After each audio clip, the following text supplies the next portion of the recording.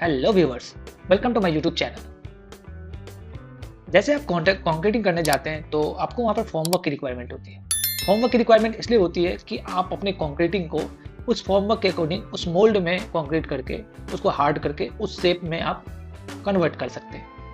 और जब आपकी कंक्रीट हार्ड हो जाती है तो आपको उस टेम्पररी फॉर्मवर्क को रिमूव करना पड़ता है। तो आज का जो मेन टॉपिक है वो रिमूवल ऑफ फॉर्मवर्क, जिसको कि डिसल्टरिंग भी बोलते हैं। तो आज के इस वीडियो में हम बात करेंगे कि आपका जो फॉर्मवर्क है उसको रिमूव करने का जो स्टैंडर्ड कोड है और उसमें जो टाइमिंग दिया गया है वो क्या है। जो डिसल्टरिंग का जो रिमूवल का जो बेसिक आप रेफरेंस ले सकते हैं वो IS कोड 456-2000 में ले सकते हैं, जिससे कि बेसिकली प्लेन सीमेंट कंक्रीट और रेनफोर्स सीमेंट कंक्रीट के बारे में दिया गया और इसमें ही आपको डिसल्टरिंग टाइम पीरियड भी दिया गया है। तो आज इस वीडियो में मैं इसी पर डिस्कस करने वाला हूँ, इस वीडियो को अंत तक देखिएगा। पहले तो हम जानेंगे कि टाइप ऑफ फॉर्मवर्क कितने होते हैं और उसके मिनिमम डिसल्टिंग पीरियड क्या है। तो अगर हम बात करें, आपका जो पहला है वो है vertical formwork to column, walls and beams. Vertical formwork हो गया किसी भी स्ट्रक्चर का जहां पर आप किसी भी शटरिंग वर्क को या फॉर्मवर्क को आप वर्टिकली क्या करते हैं, खड़ा करते हैं, वर्टिकली उसको इरेक्ट करते हैं, वर्टिकली उसको इंस्टॉल करते हैं, वर्टिकली उसको फिक्स करते हैं। आप ऐसा भी समझ सकते हैं आपके बीम का जो दो फेस होता है, राइट लेफ्ट, वो क्या होता है, वर्टिकली होता है।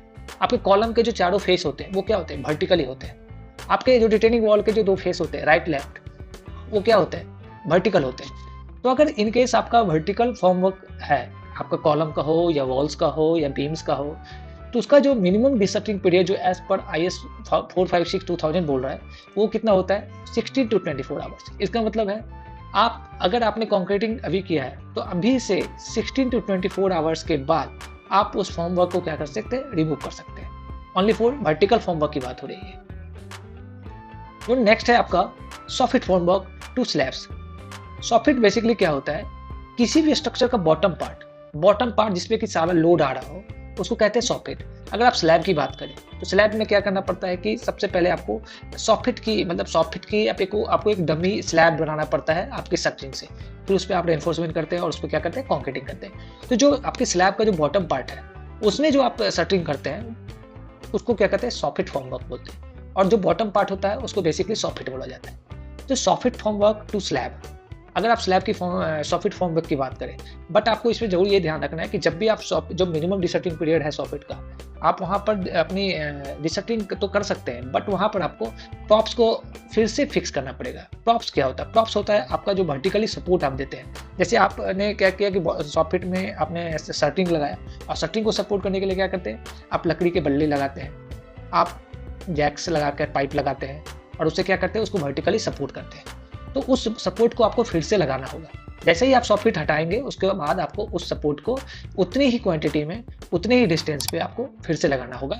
इस केस में आप सॉफिट के जो फॉर्मवर्क को कितने दिन में हटा सकते हैं, 3 डेज मिनिमम पीरियड, मतलब 3 डेज के बाद आप सॉफिट के फॉर्मवर्क को क्या कर सकते हैं, हटा सकते हैं।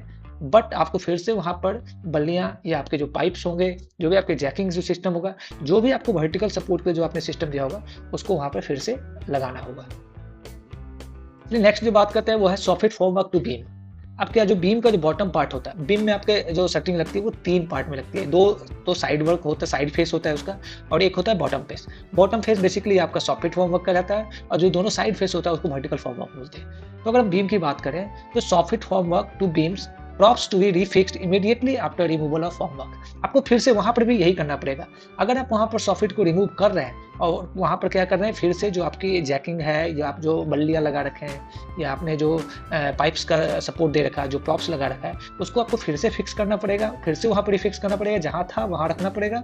आपको सिर्फ सॉफिट वहां से हटाना है, ना कि प्रॉप्स भी। प्रॉप्स वहीं रहेगा, आपको सॉफिट हटा के फिर से उसको रिफिक्स करना है। तब इस केस में आपका जो मिनिमम डिसल्टरिंग पीरियड है वो है 7 डेज। बीम के केस में अगर आपको सॉफिट हटानी है तो आपको 7 दिनों के बाद हटानी है, और 7 दिन के हटाने के बाद भी आपको वहां पर जो वर्टिकल सपोर्ट आपने पाइप्स के या बल्लियां के दिए हैं उसको फिर से रिफिक्स करना है। नेक्स्ट है आपका प्रॉप्स टू स्लैब।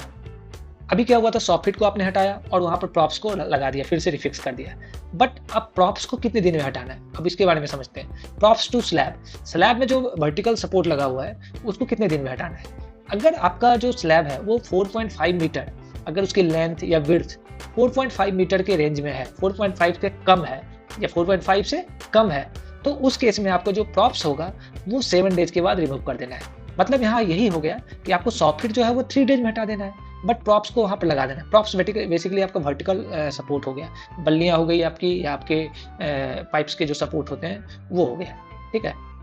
लेकिन प्रॉप्स को वहाँ पर फिर से रिफिक्स करना है 3 डेज तक, 3 डेज के बाद, ठीक है। बट अगर आपको वहाँ से प्रॉप्स को भी हटाना है और आपकी अगर स्लैब की जो साइज है वो 4.5 मीटर के रेंज में है, अप टू 4.5 मीटर है, तो उस केस में आप 7 डेज में प्रॉप्स को हटा सकते हैं। जो नेक्स्ट है वो है props to slabs spanning over 4.5 metre. अगर आपकी स्लैब जो है 4.5 मीटर से ज़्यादा है तो उस केस में आपको क्या करना है, प्रॉप्स को कब हटाना है? उस केस में आपको जो प्रॉप्स है वो 14 डेज में जाके हटाना है। तो इससे आपको क्लियर हो गया, अगर 4.5 से कम है तो उस केस में आपको 7 डेज में हटाना है प्रॉप्स को। अगर 4.5 से ज़्यादा है आपकी स्पैनिंग तो उसको 14 डेज में हटाना है। बट सॉफिट आप हटा सकते हैं 3 दिन में, उसमें कोई भी डायमेंशन का कोई भी इशू नहीं है, आप उसको हटा सकते हैं, बट वहाँ पर आपको फिर से प्रॉप्स को रिफिक्स करना पड़ेगा। चलिए नेक्स्ट है आपका है props to beams and arches. अगर बीम्स और आर्चेज की बात करें, जो बॉटम पार्ट होता है उसको अगर आपको हटाना है तो उसमें अगर आप प्रॉप्स को हटाना है तो अगर वो आपकी बीम 6 मीटर से कम है, अगर आपकी बीम 6 मीटर से कम है तो उसको आप 14 डेज में रिमूव कर सकते हैं। आपकी सॉफिट तो 7 डेज में कर सकते हैं, बट आपको क्या करना है कि props to beam and arches, जो बॉटम वाला जो पार्ट जो होता है उसमें जो आप फिर से बल्ली रिफिक्स किए, उस बल्लिया को, उस पाइप्स को फिर से हटाने के लिए आपको 14 डेज लगेगा, अगर आपकी जो बीम्स की साइज जो है वो 6 मीटर से कम है। अगर अब बात करें props to beam and arches, अगर आपके बीम के जो मतलब डायमेंशन जो अपने दो बीम के बीच में, सॉरी 2 कॉलम के बीच में जो डिस्टेंस है, या जो आपकी बीम की स्पैन लेंथ है, अगर वो 6 मीटर से ज़्यादा है तो इस केस में आपको प्रॉप्स जो है 21 डेज में रिमूव करना है। बट यहाँ भी आपको ये जो ध्यान रखना है कि आपको सॉफिट हटाने के लिए कोई भी डायमेंशन का इशू नहीं है, वो आप 7 डेज में हटा सकते हैं, बट आपको वहाँ पर प्रॉप्स को फिर से रिफिक्स करना पड़ेगा।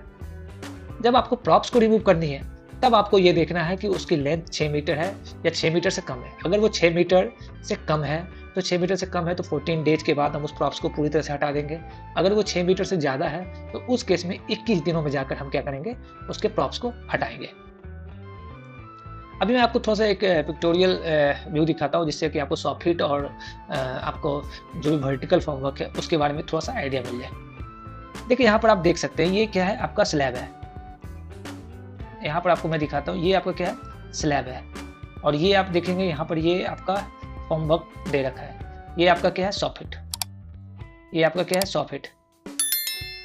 आपको ये रिमूव करना है, बट और देखेंगे जब भी आप सेटिंग करते हैं तो आप क्या करते हैं, ये सेटिंग लगाने के बाद इस पर ऐसे बल्लियाँ लगाते हैं, ऐसे वर्टिकल बल्लियाँ या पाइप्स लगाते हैं। तो आपको जब ये हटाएंगे तो ये हटा तो देना है, बट फिर से यहाँ पर क्या करना है, जैसे यहाँ पर हटा हुआ है तो यहाँ पर फिर से पाइप या बल्लियाँ फिर से ऐसा लगा देना है। इसको कहते हैं हम लोग, ये तब हम जब जाकर करेंगे तब ये आपका जो भी आपको एस कोड में जो भी मैंने बताया था उसके हिसाब से आपको करना है। अब नेक्स्ट दिखाता हूँ। नेक्स्ट में आप यहाँ देख रहे हैं कि ये जो पार्ट है, ये जो फेस है, ये फेस में जो अभी ये यहाँ पर रिमूवल हो रहा है, ये आपका वर्टिकल फॉर्मवर्क है। ये क्या आपका वर्टिकल फॉर्मवर्क है, ठीक है, वर्टिकल फॉर्मवर्क है। तो इसका आप समझ सकते हैं कि इसमें कितने फेस है, 4 फेस है, तो इसमें कितने फेस लगते होंगे, 4 वर्टिकल फॉर्मवर्क लगते हैं। जो नेक्स्ट है आपका वो है, दिखाता हूँ। जो नेक्स्ट है आपका, देखिए यहाँ पर भी एक क्लैरिटी आपको मिलेगी कि यहाँ जो ये फेस है, ये वाला फेस, देखिए ये वाला जो बॉटम पार्ट है, इसको बोलते हैं बीम सॉफिट। और ये वाला क्या होता है आपका, वर्टिकल फॉर्मवर्क। ये वाला जो है ये आपका क्या है, वर्टिकल फॉर्मवर्क है। और इसके जो नीचे जो है ये क्या है, आपका सॉफिट है। और ये जो आप देख रहे हैं, ये वाला जो देख रहे हैं आप, और ये जो एक वर्टिकल देख रहे हैं यहाँ पर, ये आपका प्रॉप्स है। आप यहाँ भी देख सकते हैं, ये आपका क्या है, सॉफिट है, और ये आपका क्या है, प्रॉप्स है। जो वर्टिकली इसको सपोर्ट कर रहा है वो क्या है, प्रॉप्स है। तो आशा करता हूँ कि ये वीडियो आपके लिए हेल्पफुल रहा होगा। तो मेरे वीडियो को लाइक कीजिएगा, शेयर कीजिएगा, और मेरे चैनल को अभी सब्सक्राइब कर लीजिए ताकि आपको ऐसे इन्फॉर्मेटिव वीडियो की नोटिफिकेशन मिलती रहे। धन्यवाद।